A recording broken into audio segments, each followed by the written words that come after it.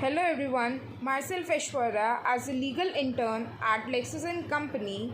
My today's topic is the peculiar cases of Article 31B of the Indian Constitution. Article 31A, it provides that if any law is legislated and is related to any acquisition of any estate by the state, right of the government. Second one is right of the government to take over or manage any property in public interest. Third one is the amalgamation of two or more corporation property in public interest. Fourth one is elimination and modification of rights and managing agents, shareholders, directors, etc. Article 31B validation of certain acts and regulations.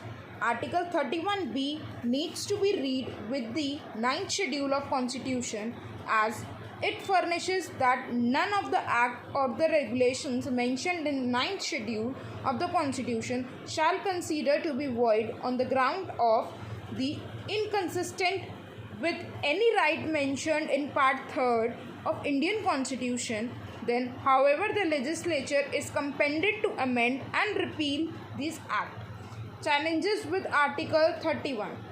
As we know, in some articles there are some challenges. So, in Article 31B there is a challenge. Article 31A and 31B are retrospective effects. They are immune from the Indian judiciary and cannot be challenged in the court of law.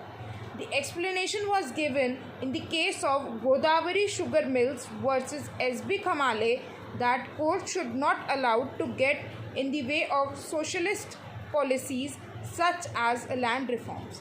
The civil society viewed the First Amendment Act in 1951 with the disconsent and considered it a wicked act of the parliament, but Apex Court regarded this extensive powers to the legislature as the necessity to deter the sub-jurisdictions by the hands of zamindars and to create an equal society.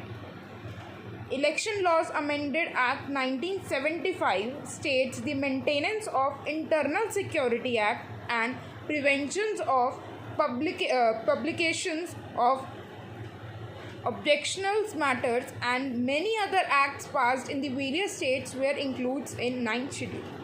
In the landmark judgment of Veman Rao versus Union of India, it decides those amendments which were made in the Constitution before 24th April 1973. The date on this judgment in Keshwanand Bharti was delivered and are constitutionally valid, but those which are enacted after 24th April 1973 can subjected to judicial scrutiny and challenge on the ground that it violates the basic foundations of the Constitution and states is only protected for their acts before the judgment in Keshwanand Bharti case.